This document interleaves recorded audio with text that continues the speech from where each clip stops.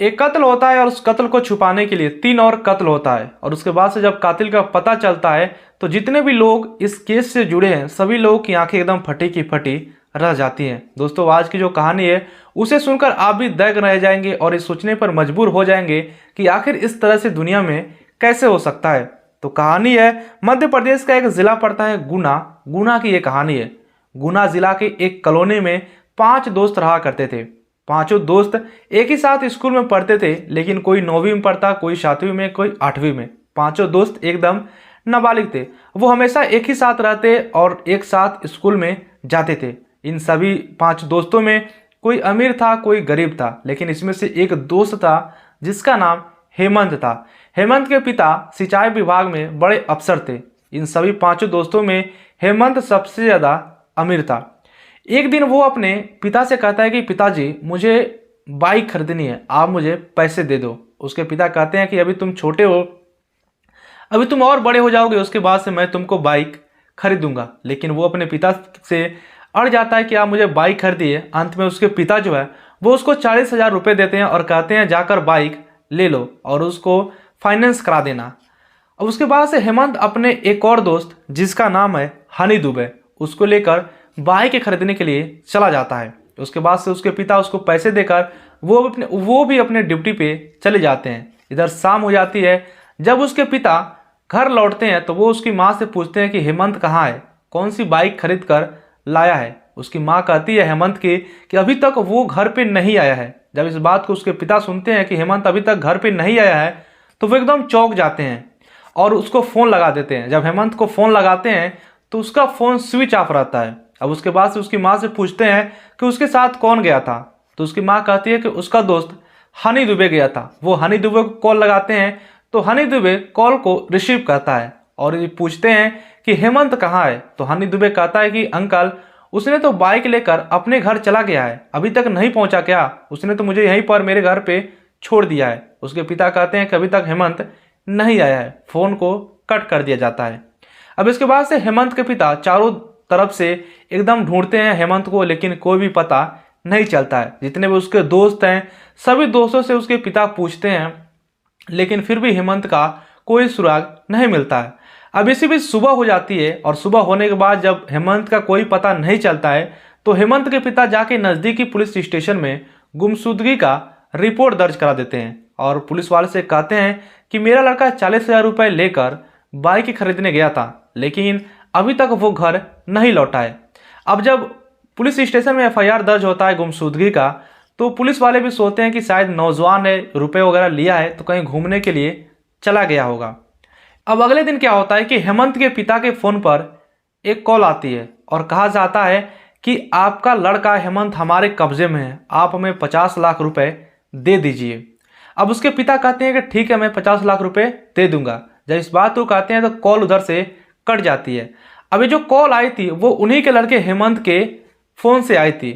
अभी जब 50 लाख का जब डिमांड होता है तो इसके पिता हेमंत के क्या करते हैं कि सीधे पुलिस स्टेशन जाते हैं। अब पुलिस को जब हेमंत के पिता जाकर बताते हैं कि मेरे फ़ोन पर एक कॉल आया था और उधर से कोई बोल रहा था कि 50 लाख रुपए दीजिए तब मैं आपके लड़के को छोड़ूंगा, और जिस फ़ोन से कॉल आया था वो मेरे लड़के का ही फ़ोन है। अब जब पुलिस इस बात को सुनती है तो वो भी एकदम हक्का बक्का रह जाती है और उसके बाद से मामले को संज्ञान में लेती है कि शायद ये जो मामला है वो किडनैपिंग का है। अब पुलिस चारों तरफ से जांच पड़ताल शुरू कर देती है और पूछते हैं कि बताइए कि आपका लड़का जो है वो किसके साथ ज़्यादा रहता था।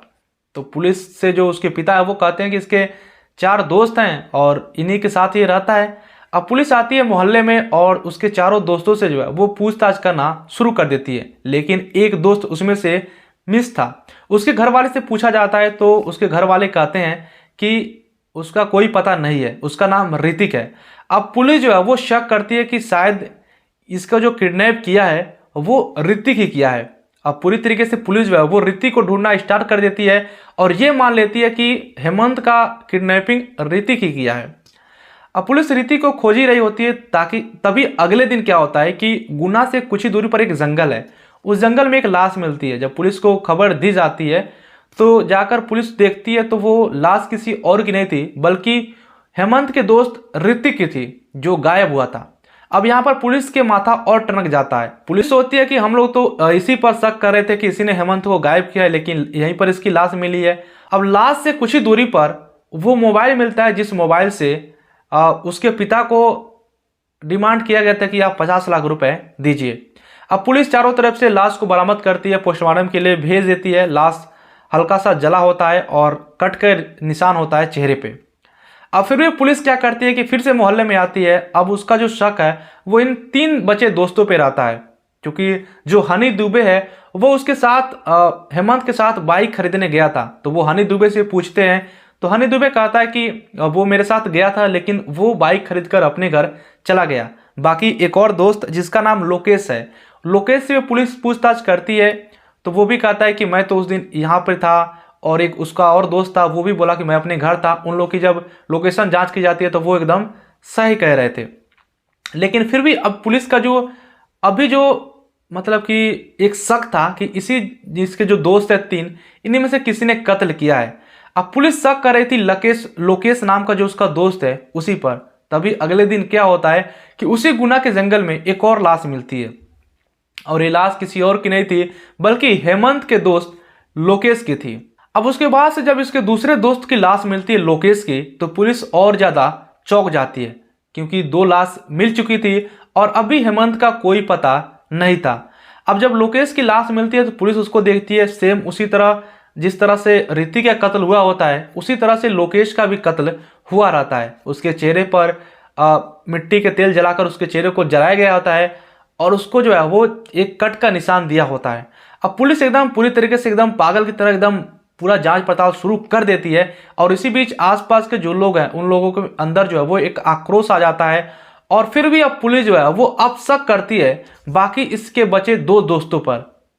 ठीक है, अब 2 दोस्तों पर जब इसको शक आता है तो एक और जो इसका दोस्त है उससे पुलिस पूछताछ करती है। दूसरे दोस्त से पूछिए कि ये बताओ कि तुम उस दिन कहाँ थे। वो लोकेशन बताता है और पुलिस उस लोकेशन को जब सत्यापन करती है तो लोकेशन उसका सही आता है। अब बचा था एक दोस्त जिसका नाम हनी दुबे है, जो उस दिन हेमंत के साथ बाइक खरीदने के लिए गया था। अब पुलिस उसको उठाती है और उससे भी पूछताछ करती है, लेकिन कोई भी फायदा नहीं होता है। अब फिर से बात वहीं पर आकर रुक गई थी। हेमंत का कोई पता नहीं और 2 कत्ल उसके दोस्तों को हो चुके हैं। आखिर पुलिस जांच पड़ताल कर ही रही थी लेकिन कोई भी सुराग नहीं मिल रहा था। तभी उसको एक क्लू मिलता है, कोई बताता है कि इसकी जानकारी आप हनी दुबे की माँ पूनम दुबे से लीजिए, वो शायद आपकी हेल्प कर देंगी। अब पुलिस क्या करती है कि हनी दुबे की माँ से पूछताछ करती है। हनी दुबे वही है जो हेमंत के साथ उस दिन बाइक खरीदने के लिए गया था। अब पुलिस जाकर हनी दुबे और उसकी माँ पूनम दुबे से पूछताछ करती है। पहले तो वो लोग कहते हैं कि हम लोग नहीं जानते हैं, लेकिन जब पुलिस अपने अंदाज में जब पूछताछ करती है तो हनी दुबे और उसकी माँ जिसका नाम पूनम दुबे है वो एक कहानी सुनाते हैं। और कुछ कहानी ऐसी थी जो सिर्फ उसकी माँ जानती थी और कुछ कहानी ऐसी थी जो हनी दुबे जानता था। और जब दोनों कहानियों को एक किया जाता है तो कुछ इस प्रकार की कहानी निकल कर आती है। दरअसल जो हनी दुबे की माँ है पूनम दुबे, उसका जो बैकग्राउंड है वो थोड़ा खराब है। गुंडई तरह का, बड़े बड़े लोगों से उसका जान पहचान, बड़े बड़े लोगों के साथ उठना बैठना उसका था। अब पूनम दुबे जो है वो जब नई नई आई थी वहाँ पे उस कॉलोनी में बसी थी, तो उसका जो पति है वो उसको छोड़ दिया था। वो अपने लड़के हनी दुबे के साथ उस कॉलोनी में रहती थी, क्योंकि उसके पास पैसे नहीं थे तो उसको पैसे की जुगाड़ करना था। अब वो सोच रही थी कि किस तरह से पैसे को इंतजाम किया जाए। तभी उसका एक जो दिमाग है वो एक गलत काम सोचता है। वो कहती है अपने लड़के से कि तुम जरा अच्छे अच्छे लड़कों से दोस्ती करो, जैसे वो हेमंत है। वो जानती थी कि हेमंत के पिता अच्छे खासे ऑफिसर है, उसके पास अच्छा खासा दौलत है। वो अपने लड़के हनी दुबे से कहती है कि तुम अच्छे अच्छे लड़कों से दोस्ती करो जैसे ये हेमंत है। अब जब हनी दुबे इस बात को सुनता है तो वो सोचता है कि ठीक है माँ कह रही है तो अच्छे अच्छे लड़कों से दोस्ती करते हैं। तो वो जाकर जो हेमंत है उससे दोस्ती करता है और उसके साथ स्कूल आना जाना लगा रहता है। इसी भी जब हनी दुबे जाकर हेमंत से दोस्ती कर लेता है तो हेमंत के और दोस्त तो इसके दोस्त भी हो गए, तो कॉमन फ्रेंड हो जाते हैं। इसी बीच ये लोग 5 इन लोगों की संख्या हो जाती है। अब इसके बाद क्या होता है कि हनी दुबे और हेमंत के बीच अच्छी दोस्ती हो जाती है। तो हेमंत अब हनी दुबे के घर आता और ये उसके घर जाता है, यानी कि अब सभी लोग एक दूसरे के घर आना जाना शुरू कर देते हैं। अब जब हेमंत का हनी दुबे घर आना जाना लग जाता है तो हनी दुबे की जो माँ है पूनम दुबे, वो सोचती है कि इसके घर ज़्यादा पैसा है, इससे किसी तरह से पैसा ऐंठना चाहिए। तो पैसा ऐंठने का एक ऐसा दिमाग लगाती है कि उसके साथ वो गलत संबंध बना लेती है। अब जब गलत संबंध बन जाता है तो हेमंत भी अब हनी दुबे के घर आना जाना लगा देता है, यानी कि अब डेली आना जाना, दिन में कई बार आना जाना उसका लग जाता है। अब इसी बीच जो पूनम दुबे है वो उससे पैसे भी मांगती है, वो पैसे भी ला कर देता, क्योंकि उसके घर वाले अमीर थे। तो कभी वो अपने माँ का गहना वगैरह चुरा कर उसको बेच कर लाकर पूनम दुबे को देता, और दोनों के बीच शारीरिक संबंध भी थे, अलग मतलब दोनों के बीच जो है वो संबंध भी थे। अब इसी तरह से इन लोगों का जो दिनचर्या है, बोल सकते हैं जिस तरह का दिनचर्या वो चल रहा था, ये हेमंत उसके घर आता, पूनम दुबे के घर, वो अपने दोस्त के मतलब अपने दोस्त की तरफ से कि मैं अपने दोस्त के घर जा रहा हूँ, लेकिन उसका असली मकसद पूनम दुबे से मिलना था।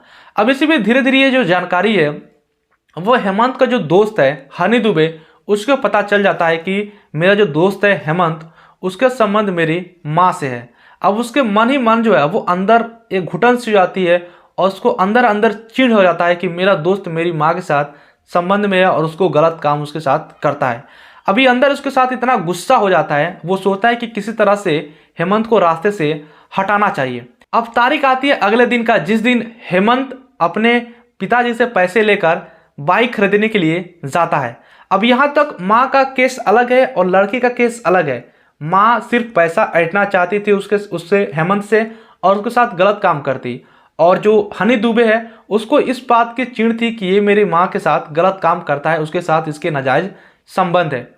अभी जब हेमंत कहता है कि बाइक खरीदने में जा रहा हूँ, जो हनी दुबे है वो कहता है कि चलो मैं भी तुम्हारे साथ चल रहा हूँ। वो भी क्या कहता है कि उसके साथ चला जाता है, और वहाँ पे जाने के बाद जब मौका मिलता है तैसे ही वो हेमंत को मार देता है। उसके मन में एक चिढ़ था कि ये मेरा दोस्त है लेकिन मेरे घर जाकर गलत काम करता है, वो उसी को वहीं पर मार देता है और मारकर गुना के ही जंगल में फेंक देता है। अब जब हेमंत को हनी दुबे मार देता है तो मारकर उसको गुना के जंगल में फेंक देता है। अब फेंक देने के बाद अपने दोस्तों को कॉल करता है, अपने दोस्तों को सारी बातें बताता है कि मैंने हेमंत को मार दिया है क्योंकि वो मेरे साथ माँ के साथ गलत काम करता था। तो उसके दोस्त कुछ नहीं बोलते हैं, वो अपने दोस्तों को लेकर अपनी माँ के पास जाता है और अपनी माँ को पूरी बात बताता है कि मैंने हेमंत को मार दिया है। उसकी माँ उसे कुछ नहीं कहती है और कहती है कि बताओ तुमने उसके लाश को कहाँ फेंका। अब वो बताता है कि मैंने गुना के जंगलों में फेंका। तो उसकी माँ गाड़ी को निकालती है, उसके दो दोस्त जो और थे उनको बैठाती है और हनी दुबे को बैठाती है, और वो लोग उस जंगल के पास चले जाते हैं। अब जब जंगल के पास चले जाते हैं तो लाश दिखाता है कि यहीं पर मैं फेंका हूँ। तो वहाँ पर जो हेमंत की लाश है वो वहाँ पर पड़ी रहती है। अब हनी दुबे की माँ जो है पूनम दुबे, वो गाड़ी से पेट्रोल निकालती है और उस लाश को जला देती है। अब जब लाश को जला रही थी तभी उसमें से जो उसका दो दोस्त थे उसमें से एक दोस्त कहता है कि तुम लोगों ने गलत किया, ये जो बातें है वो मैं जाकर हेमंत के पिता से कह दूंगा। अब जब ये बात वो कहता है तो हनी दुबे और पूनम दुबे एकदम डर जाते हैं, और उसके बाद वो लोग क्या करते हैं कि वो उसका जो दोस्त था ऋतिक, उसको वहीं पर मार देते हैं।